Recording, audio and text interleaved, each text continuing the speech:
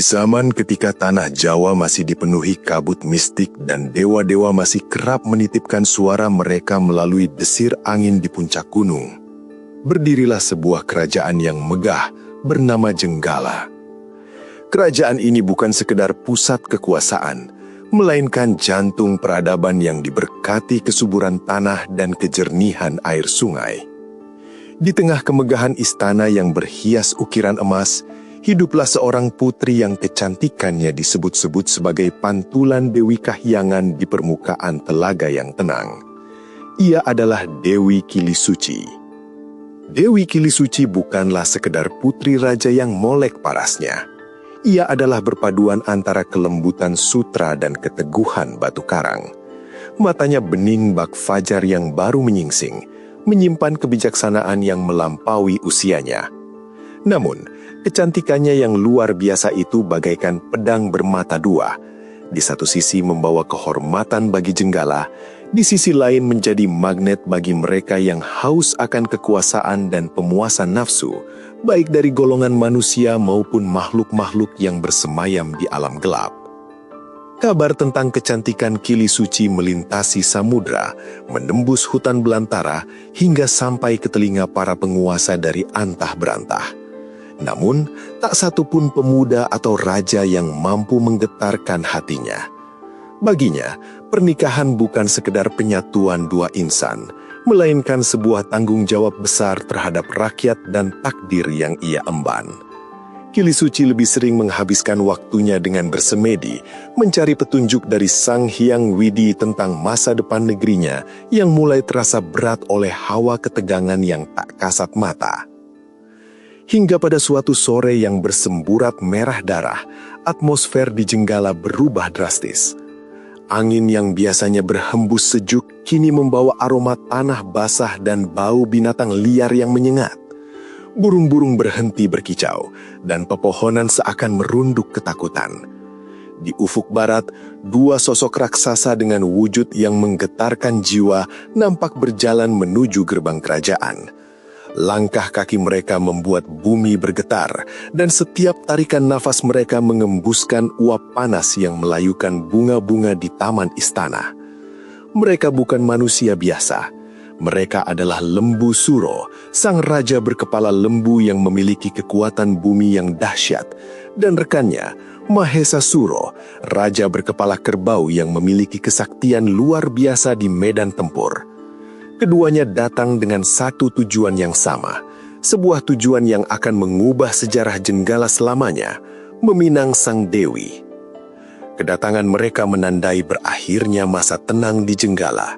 Prolog ini menjadi pembuka dari sebuah drama tentang pengkhianatan, kesaktian, dan kutukan yang kelak akan melahirkan sebuah gunung yang hingga ribuan tahun kemudian masih menyimpan bara kemarahan. Inilah awal dari legenda yang terpatri dalam tiap butiran abu Gunung Kelut. Langit Jenggala yang biasanya biru cerah mendadak berubah menjadi kelabu. Seolah-olah tabir awan sengaja menutupi matahari agar tidak perlu menyaksikan kengerian yang akan datang. Getaran itu bermula dari kejauhan, sebuah ritme yang teratur namun menghunjam bumi dengan kekuatan ribuan gajah. Para pengawal di gerbang istana yang biasanya tegak berdiri dengan tombak berkilauan mendadak gemetar. Tangan mereka berkeringat dan keberanian yang biasanya memenuhi dada mereka menguap seketika, digantikan oleh rasa ngeri yang purba. Dari balik kabut debu di cakrawala, dua sosok raksasa muncul. Mereka tidak menunggangi kuda atau kereta perang. Tubuh mereka sendiri adalah lambang kekuatan yang tak terbendung. Di sebelah kiri berjalan Mahesa Suro, seorang raja dengan tubuh manusia yang perkasa namun berkepala kerbau hitam legam. Tanduknya melengkung tajam, mengilat tertimpa cahaya redup, seolah sanggup merobek langit itu sendiri. Di sebelah kanan melangkah Lembu Suro dengan kepala lembu jantan yang matanya merah membara bak kawah api yang siap meledak. Setiap langkah mereka meninggalkan jejak yang dalam di tanah, dan setiap hembusan nafas dari lubang hidung mereka menciptakan angin puyuh kecil yang menerbangkan dedaunan kering. Ketika mereka sampai di alun-alun istana, seluruh penghuni kerajaan seolah terhipnotis oleh aura magis yang berat dan menekan. Sang Raja Jenggala, ayahanda Dewi Kilisuci, duduk di singgasananya dengan wajah pucat pasi. Ia adalah seorang penguasa yang bijak, namun di hadapan dua entitas yang lebih menyerupai dewa perang daripada manusia ini, ia merasa kecil dan tak berdaya. Ia tahu pedang dan panah prajuritnya tak akan mampu menembus kulit mereka yang sekeras baja. "Hormat kami, Raja Jenggala yang agung," suara lembu suro menggelegar, menggetarkan pilar-pilar batu istana dan membuat air di kolam-kolam tenang beriak hebat. Suaranya bukan seperti suara manusia, melainkan perpaduan antara geraman binatang dan guntur di musim hujan. "Kami datang bukan untuk menghunus pedang atau membakar lumbung. Kami datang untuk menagih janji alam tentang kecantikan putrimu, Dewi Kilisuci. Aku, Lembu Suro, dan saudaraku, Mahesa Suro, datang dari negeri yang jauh untuk meminang sang putri. Kami membawa kesaktian dan perlindungan bagi Jenggala. Terimalah kami, atau biarkan kerajaan ini tenggelam dalam amarah kami." Suasana menjadi hening mencekam. Tak ada satupun menteri atau penasihat yang berani bersuara. Di balik tirai sutra di belakang singgasana, Dewi Kilisuci berdiri terpaku. Ia mengintip dari celah kain dan jantungnya berdegup kencang. Ia melihat wujud kedua pelamar itu, makhluk yang lebih pantas berada dalam mimpi buruk daripada dalam pelaminan. Rasa mual dan takut bercampur aduk di dadanya. Namun, ia juga mendengar getaran ketakutan dalam nafas ayahandanya. Ia tahu bahwa satu kata tidak yang salah akan mengubah Jenggala menjadi abu dalam sekejap. Mahesa Suro melangkah maju, menambah tekanan di ruangan itu. "Jangan biarkan kami menunggu lama, Sang Raja. Kecantikan putrimu telah menjadi buah bibir di dunia bawah dan dunia atas. Kita tidak akan pulang dengan tangan hampa. Siapa yang berani menentang keinginan kami, berarti menentang kehendak bumi itu sendiri." Sang Raja menoleh ke arah tirai, mencari kekuatan dari putri kesayangannya. Dewi Kilisuci menarik nafas panjang, mencoba menenangkan jiwanya yang bergejolak. Ia tahu, ia tidak bisa mengandalkan otot atau senjata. Ia harus menggunakan kecerdikan yang dianugerahkan para dewa kepadanya. Ia harus menghadapi monster-monster ini dengan wajah yang tenang, meski di dalam hatinya ia sedang menyusun rencana untuk menyelamatkan dirinya dan seluruh rakyatnya dari pernikahan yang mengerikan itu. Dengan langkah yang anggun namun syarat dengan beban takdir, akhirnya Dewi Kilisuci melangkah keluar dari balik tirai. Kehadirannya seketika mengubah suasana. Kelembutan wajahnya kontras dengan kekasaran wujud kedua raksasa itu. Ia berdiri tegak, menatap mata merah Lembu Suro tanpa berkedip, memulai sebuah permainan maut yang akan dikenang sepanjang masa. Dewi Kilisuci melangkah maju dengan keanggunan yang menyembunyikan badai di dalam dadanya. Setiap pasang mata di balairung itu tertuju padanya, termasuk mata merah Lembu Suro dan Mahesa Suro yang tampak berkilat oleh gairah dan kebanggaan. Ruangan yang tadinya pengap oleh aura mistis kedua raksasa itu seakan menjadi sejuk sejenak oleh kehadiran sang putri. Namun Kilisuci tahu bahwa kecantikan hanyalah perisai tipis yang bisa hancur kapan saja jika ia salah berucap. "Wahai Raja Lembu Suro dan Raja Mahesa Suro yang perkasa," suara Kilisuci terdengar jernih, memecah kesunyian bagaikan denting lonceng perak. "Pinangan kalian adalah sebuah kehormatan yang tak terlukiskan bagi kerajaan Jenggala. Namun diri ini hanyalah seorang wanita yang terikat pada tradisi dan petunjuk dari Yang Maha Kuasa. Aku tidak bisa memberikan jawaban tanpa sebuah pembuktian cinta yang sejati. Lembu Suro mendengus, mengeluarkan asap tipis dari hidungnya. Pembuktian apa lagi yang kau butuhkan, Tuan Putri?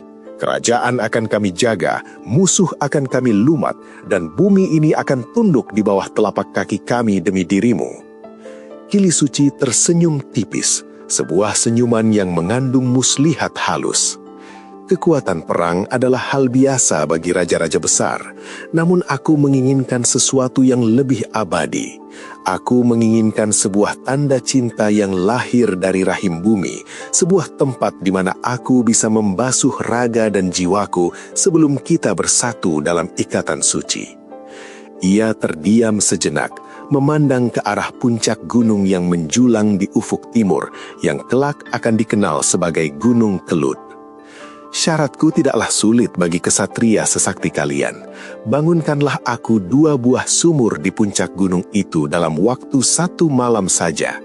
1 sumur haruslah berbau wangi bunga surgawi sebagai tempat mandiku, dan 1 sumur lagi haruslah berbau amis darah sebagai lambang kesaktian kalian yang tak tertandingi. Mahesa Suro tertawa terbahak-bahak hingga suaranya menggetarkan atap istana. Hanya itu? Hanya 2 lubang di tanah dalam 1 malam? Kau meremehkan kekuatan kami, Dewi. Sebelum fajar menyingsing dan ayam jantan berkokok pertama kali, sumur itu akan siap kau gunakan. Namun, Kilisuci menambahkan 1 syarat yang menjadi inti dari perangkapnya. Ingatlah, pekerjaan ini harus selesai sebelum matahari menampakkan sinarnya sedikit pun. Jika fajar menyingsing dan sumur itu belum sempurna, maka pinangan ini batal demi hukum dewata, dan kalian harus pergi dari Jenggala tanpa dendam. Kedua raksasa itu setuju tanpa ragu. Bagi mereka yang memiliki kesaktian untuk memindahkan bukit dan membendung sungai, menggali sumur di puncak gunung hanyalah perkara kecil. Mereka tidak menyadari bahwa permintaan itu bukan sekedar tugas fisik, melainkan sebuah ujian waktu yang mustahil jika alam sendiri tidak berpihak pada mereka. Malam itu juga, saat kegelapan mulai menyelimuti bumi, Lembu Suro dan Mahesa Suro berangkat menuju puncak gunung. Langit malam itu nampak kelam, seolah-olah bintang-bintang pun enggan menyaksikan apa yang akan terjadi. Sesampainya di puncak, mereka mulai bekerja dengan kekuatan yang luar biasa.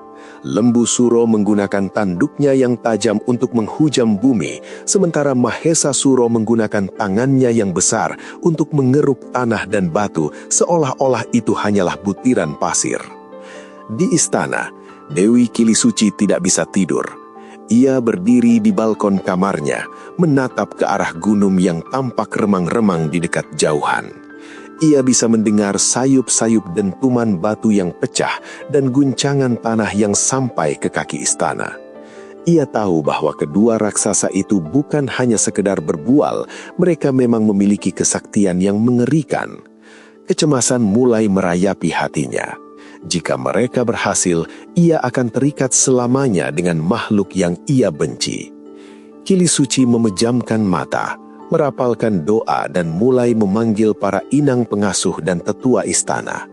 Ia tahu bahwa ia tidak bisa membiarkan fajar datang secara alami. Ia harus menciptakan fajar versinya sendiri. Di bawah langit malam yang semakin larut, sebuah rencana rahasia mulai dijalankan di dapur-dapur istana dan di barak-barak prajurit. Persaingan antara kesaktian kasar kedua raksasa dan kecerdikan sang putri baru saja bermula di bayang-bayang puncak gunung yang dingin. Malam itu, puncak gunung yang biasanya sunyi dan hanya dihuni oleh desau angin kawah, berubah menjadi kancah peperangan antara kehendak makhluk dan keteguhan bumi. Di bawah langit yang kelam tanpa bintang, Lembu Suro dan Mahesa Suro bekerja dengan keganasan yang tak terbayangkan oleh akal manusia. Mereka bukan sekadar menggali, mereka sedang membedah rahim bumi dengan kesaktian yang meluap-luap. Mahesa Suro, dengan kekuatan ototnya yang menyerupai pilar-pilar jagat, menghantamkan tinjunya ke permukaan batu cadas. Setiap pukulan menghasilkan ledakan yang memekakkan telinga, memecahkan batuan beku menjadi butiran debu dalam sekejap. Tanah bergetar hebat, mengirimkan gelombang kejut hingga ke kaki gunung, membuat hewan-hewan hutan lari tunggang langgang dalam ketakutan yang purba. Di sisi lain, lembu Suro menggunakan tanduknya yang sakti. Ia menghujamkan tanduk itu ke dalam tanah, lalu dengan satu sentakan kepala, ia mencungkil bongkahan tanah sebesar rumah. Lubang pertama mulai terbentuk. Sebuah sumur yang sangat dalam menembus lapisan-lapisan air tanah yang tersembunyi. Dari kedalaman lubang itu, mulai menguar aroma yang aneh. Perpaduan antara bau besi, belerang, dan sesuatu yang tajam menyerupai darah. Inilah sumur yang disyaratkan berbau amis. Setiap tetes keringat Mahesa Suro yang jatuh ke dalam lubang itu seolah berubah menjadi energi yang mempercepat penggalian. Mereka bekerja tanpa lelah, didorong oleh bayangan wajah cantik Dewi Kilisuci yang menjanjikan tahta dan cinta.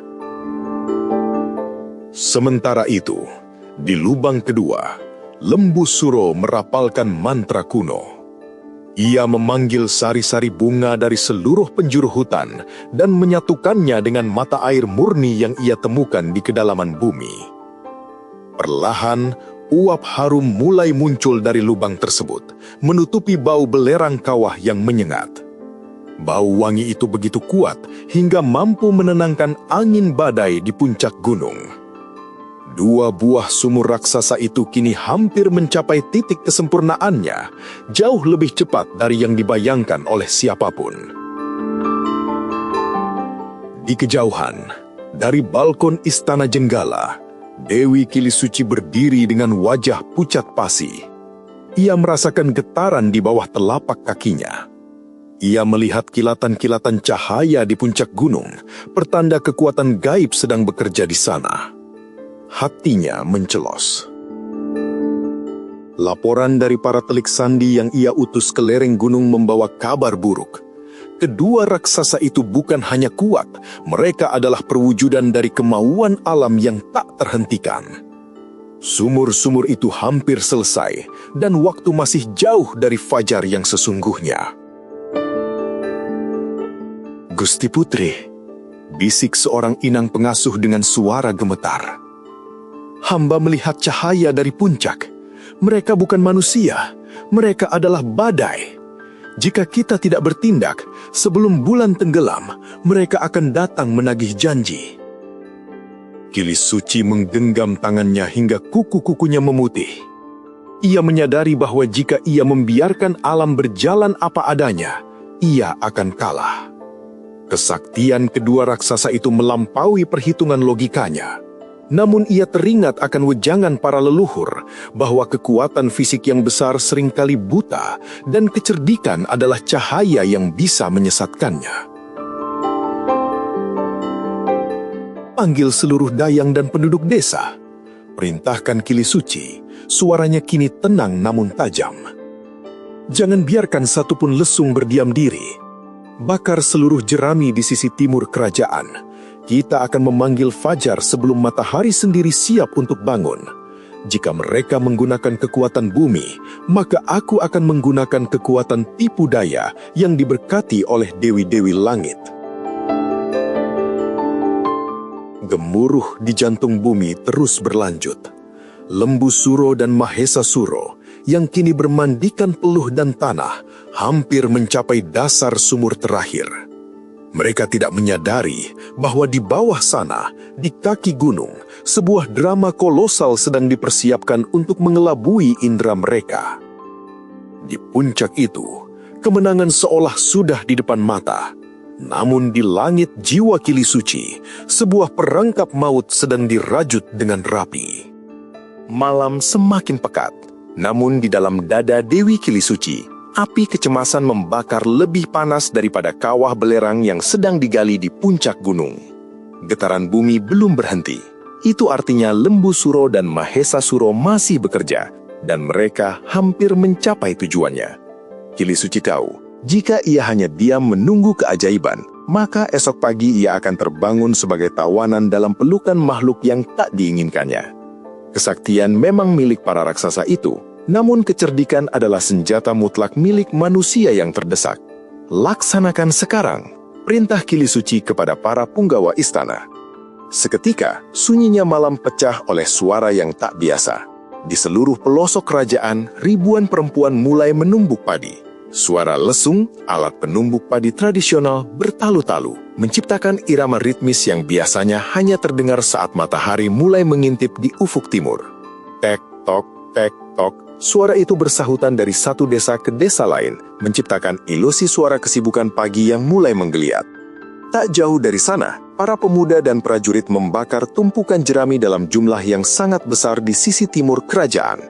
Asap hitam membubung, namun yang lebih penting adalah lidah api yang menjilat langit, menciptakan semburat warna jingga dan kemerahan yang memantul di awan-awan rendah. Dari kejauhan, pemandangan itu tampak persis seperti fajar yang sedang menyingsing. Cahaya buatan itu membasuh lereng gunung, menyentuh bebatuan dan menyusup ke sela-sela pepohonan. Efeknya seketika menjalar ke alam liar. Ayam-ayam jantan yang merasa tidurnya terganggu oleh cahaya terang dan kebisingan lesung, mulai berkokok bersahutan. Suara kukuruyuk yang nyaring memecah keheningan hutan, mengelabui waktu yang sebenarnya masih menyisakan beberapa jam sebelum subuh tiba. Di puncak gunung, Lembu Suro menghentikan gerakannya. Tangannya yang berlumuran tanah menggantung di udara. Ia menatap ke arah timur dengan mata merah yang penuh kebingungan. Mahesa, lihatlah, apakah matahari sudah bangun sesegera ini? Suaranya menggelegar, namun kini terselip nada panik di dalamnya. Mahesa Suro berhenti memahat batu. Ia menyeka keringat di dahinya yang lebar. Tidak mungkin, rasanya baru sekejap kita menggali. Mengapa sang surya begitu terburu-buru menghakimi kita? Kedua raksasa itu berdiri terpaku menatap cakrawala yang memerah. Di bawah sana, mereka mendengar suara lesung yang semakin keras dan kokok ayam yang semakin ramai. Bagi mereka, itu adalah lonceng kematian bagi harapan mereka. Namun, karena kesaktian dan harga diri mereka yang tinggi, mereka memaksakan diri untuk menyelesaikan sentuhan terakhir pada kedua sumur itu tepat saat cahaya jingga buatan itu mencapai puncaknya. Sudah selesai, teriak Lembu Suro dengan amarah yang tertahan. Sumur ini sudah dalam, sumur ini sudah beraroma. Meskipun fajar telah tiba, kami telah menunaikan janji tepat pada waktunya. Dewi Kili Suci yang telah bersiap dengan rombongan pengawalnya, mendaki lereng gunung dengan langkah yang tenang namun penuh kewaspadaan. Ia bertemu dengan kedua raksasa itu di area penggalian yang kini tampak seperti kawah raksasa. Bau amis darah dan wangi bunga surgawi menguar kuat dari dua lubang besar yang menganga di hadapannya. Melihat kedatangan sang putri, Lembu Suro membusungkan dadanya. Lihatlah Dewi, syaratmu telah kami penuhi. Sumur wangi dan sumur amis telah tersedia. Sekarang, penuhilah janjimu untuk menjadi permaisuri kami. Kili Suci menatap lubang yang gelap dan dalam itu. Ia bisa merasakan hawa panas yang keluar dari dalam bumi. Ia tersenyum, namun matanya tetap sedingin es. Kalian memang sakti, wahai para raja. Namun mataku yang fana ini tidak bisa melihat dengan jelas di tengah remang-remang fajar ini. Bagaimana aku tahu sumur ini benar-benar sedalam yang aku minta? Bagaimana aku bisa yakin aroma itu berasal dari dasar sumur, bukan sekadar tipuan di permukaan? Ia berhenti di tepi lubang, lalu menoleh ke arah Lembu Suro dan Mahesa Suro. Masuklah ke dalam, buktikan padaku bahwa di dasar sana, sumur ini memang sempurna. Jika kalian bisa berteriak dari dasar dan suaranya terdengar jernih, maka aku tidak punya alasan lagi untuk menolak. Terbakar oleh nafsu dan keinginan untuk segera memiliki sang putri, Lembu Suro dan Mahesa Suro kehilangan kewaspadaan mereka. Mereka tidak menyadari bahwa permintaan itu adalah langkah terakhir dari jebakan maut yang telah disiapkan dengan sangat rapi oleh sang Dewi Jenggala. Udara di puncak gunung itu terasa semakin berat. Seolah oksigen pun enggan menjadi saksi atas apa yang akan segera terjadi. Bau belerang yang tajam dari kawah-kawah kecil di sekitar mereka bercampur dengan aroma amis darah dan wangi bunga yang menguar dari dua lubang baru tersebut. Di bawah cahaya jingga buatan yang masih berpendar di ufuk timur, Bayangan Dewi Kilisuci tampak memanjang, menyerupai sosok hakim agung yang siap menjatuhkan vonis. Lembu Suro dan Mahesa Suro, meski memiliki kekuatan yang sanggup meruntuhkan tembok kota, saat itu sedang dibutakan oleh satu hal, ambisi. Keinginan untuk memenangkan hati sang putri telah menumpulkan insting purba mereka. Mereka melihat Kilisuci bukan sebagai musuh, melainkan sebagai hadiah yang sudah selangkah lagi dalam genggaman. Tanpa rasa curiga sedikit pun, kedua raksasa itu melangkah menuju tepi sumur yang baru saja mereka gali dengan tetesan keringat dan kesaktian. Aku akan turun ke sumur amis ini, Dewi. Dengarkan suaraku dari dasar, agar kau tahu betapa dalamnya pengabdianku. Seru Mahesa Suro dengan suara parau yang penuh kebanggaan. Ia melompat ke dalam kegelapan lubang, diikuti oleh dentuman keras saat tubuh raksasanya mendarat di dasar yang jauh. Lembu Suro tak mau kalah. Ia menatap Kilisuci dengan pandangan yang mengerikan, namun penuh harap. Dan aku akan membuktikan sumur wangi ini. Kau akan mendengar suaraku dari perut bumi, sebagai tanda bahwa aku adalah penguasa atas segala yang tumbuh dan yang mati.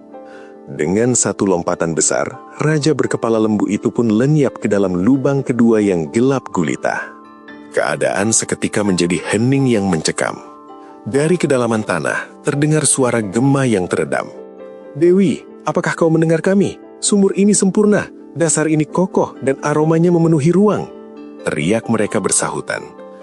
Gema suara itu memantul di dinding-dinding batu, terdengar seperti suara dari alam lain.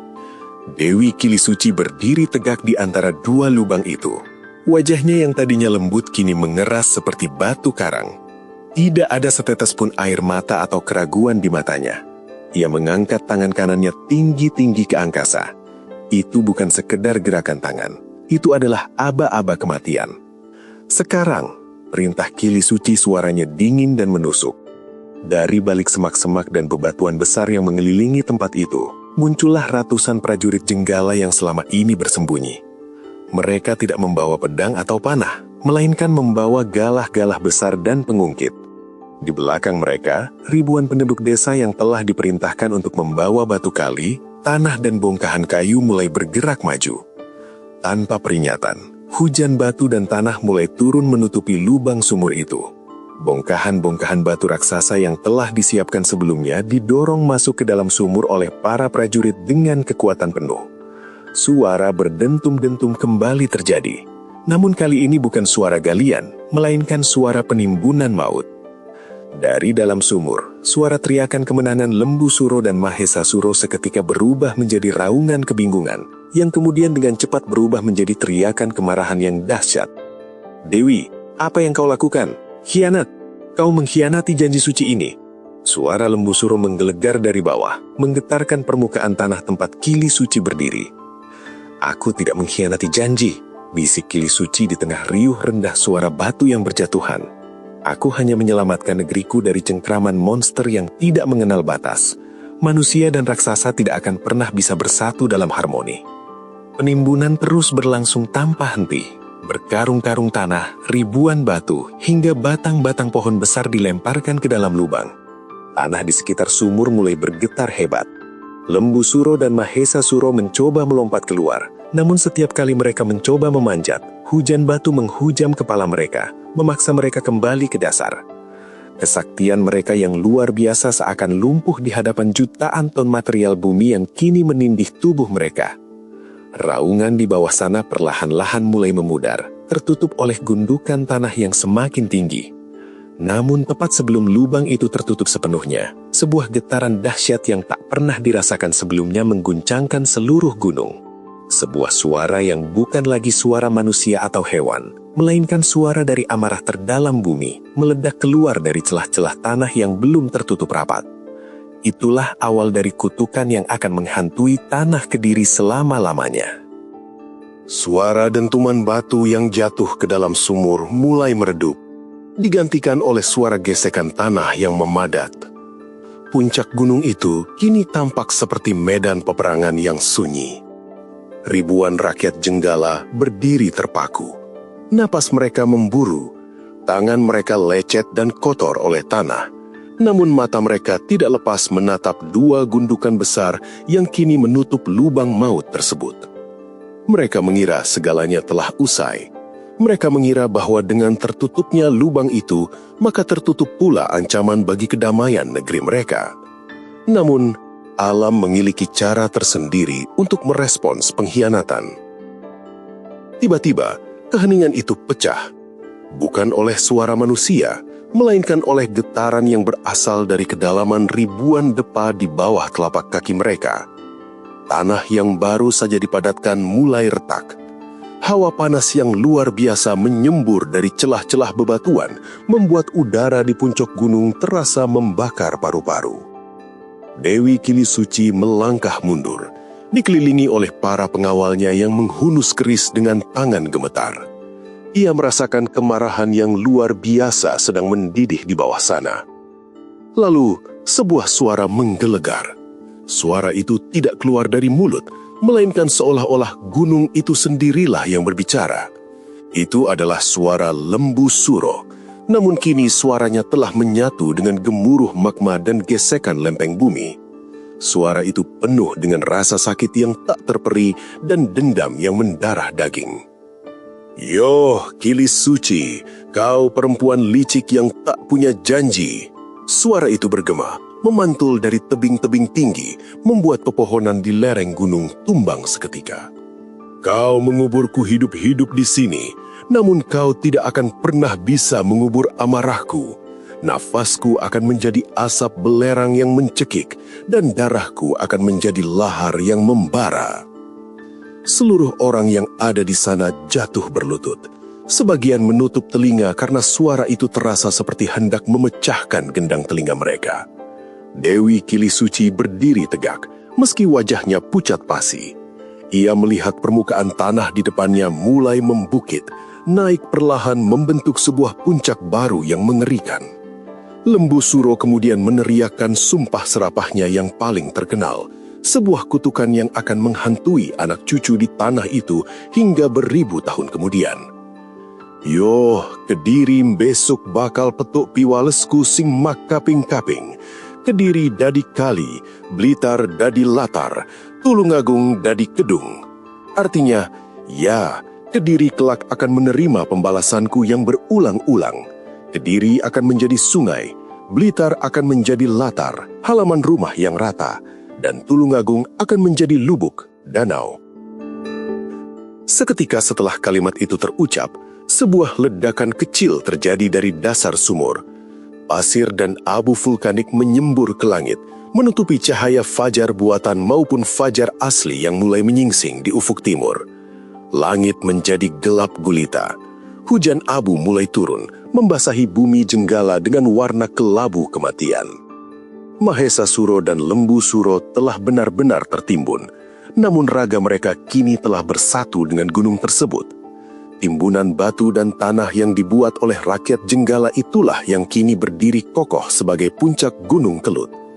Amarah mereka terperangkap di dalam kawah, bergejolak setiap kali dendam itu memuncak, siap untuk dimuntahkan kembali ke permukaan sebagai bentuk penagihan janji yang diingkari. Dewi Kilisuci menatap puncak gunung yang baru terbentuk itu dengan perasaan yang campur aduk. Ia telah menyelamatkan kehormatannya. Ia telah menyelamatkan kerajaannya dari pernikahan dengan monster. Namun ia sadar bahwa ia baru saja menciptakan musuh abadi bagi negerinya. Kutukan itu bukanlah sekadar ancaman kosong. Itu adalah janji alam yang terikat oleh darah dan pengkhianatan. Dengan langkah gontai, sang putri memimpin rakyatnya turun dari puncak gunung. Di belakang mereka, Gunung Kelut berdiri tegak, diam, namun menyimpan bara yang tak akan pernah padam. Sejak hari itu, sejarah Jawa Timur tidak akan pernah sama lagi. Sebuah gunung telah lahir dari sebuah janji yang patah, dan setiap letusannya adalah peringatan akan suara parau Lembu Suro yang menuntut keadilan dari dasar bumi. Tahun-tahun berganti menjadi abad, dan abad meluruh menjadi milenium. Kerajaan Jenggala dan Daha mungkin telah runtuh dan terkubur di bawah lapisan tanah sejarah. Namun, Gunung Kelut tetap berdiri tegak, menjadi saksi bisu atas sebuah drama yang tak pernah benar-benar selesai. Puncak gunung itu, yang lahir dari pengkhianatan dan tumpukan batu kemarahan, kini menjadi salah satu gunung api paling aktif sekaligus paling misterius di tanah Jawa. Dewi Kilisuci, sang putri yang kecantikannya pernah menggetarkan jagat, tidak memilih untuk hidup dalam kemewahan istana setelah peristiwa di puncak gunung tersebut. Hatinya yang cerdik namun dibebani oleh rasa bersalah dan bayang-bayang kutukan Lembu Suro membawanya pada jalan kesunyian. Ia meninggalkan mahkota emasnya dan memilih menjadi seorang pertapa asketik. Di sebuah gua sunyi di lereng Gunung Klotok, yang kini dikenal sebagai Gua Selomangleng, ia menghabiskan sisa hidupnya dalam meditasi, memohon ampunan kepada Yang Maha Kuasa atas tipu daya yang terpaksa ia lakukan, sekaligus memohon perlindungan bagi rakyatnya dari amarah sang lembu raja. Hingga saat ini, sosok Dewi Kilisuci tetap dihormati sebagai simbol kesucian dan keteguhan hati. Namanya abadi, namun bayang-bayang kutukan Lembu Suro pun tak pernah pudar. Masyarakat di sekitar lereng Kelut, dari Kediri, Blitar, hingga Tulung Agung, hidup dalam harmoni yang unik dengan ancaman bencana. Mereka tahu bahwa di bawah kawah yang nampak tenang dan indah itu, ada denyut jantung Lembu Suro yang masih menyimpan bara dendam. Setiap kali Gunung Kelut meletus, mengirimkan jutaan meter kubik material vulkanik, menghujani Blitar hingga Rata atau Dadi Latar, atau mengirimkan banjir lahar dingin yang mengubah jalanan Kediri menjadi sungai atau Dadi Kali, rakyat teringat akan sumpah itu. Kutukan itu seolah menjadi pengingat abadi bahwa sebuah janji, meskipun diucapkan oleh makhluk yang dianggap nista, memiliki beban kosmis yang berat jika diingkari. Sebagai bentuk upaya meredam amarah tersebut, sebuah tradisi tetap terjaga hingga hari ini, larung sesaji. Setiap tahun pada bulan Suro dalam penanggalan Jawa, ribuan orang mendaki lereng kawah untuk menghaturkan berbagai hasil bumi, bunga, dan doa-doa tulus. Ritual ini bukan sekedar bentuk sinkretisme, melainkan sebuah dialog antara manusia dan alam, sebuah permohonan maaf kolektif agar sang roh penghuni gunung mau berdamai dengan takdirnya. Gunung Kelut bukan hanya tentang tumpukan batu dan abu. Ia adalah monumen tentang batas antara kecerdikan manusia dan kemarahan alam. Ia mengajarkan bahwa dalam setiap tindakan selalu ada konsekuensi yang akan ditanggung oleh generasi-generasi setelahnya. Di sana, di antara kabut yang menyelimuti kawahnya, angin terkadang masih membawa bisikan sayup-sayup, suara rintihan Mahesa Suro, raungan Lembu Suro, dan doa hening Dewi Kilisuci yang terus mengalir demi keselamatan tanah Jawa. Kisah ini mungkin berakhir di lembar kertas, namun di kaki Gunung Kelut, kisah ini akan terus ditulis ulang oleh setiap letusan, setiap butir pasir, dan setiap doa yang dipanjatkan di bawah langit Kediri yang biru. Legenda ini tetap hidup, abadi dalam ingatan rakyat, seperti bara yang tak pernah benar-benar padam di jantung gunung api tersebut.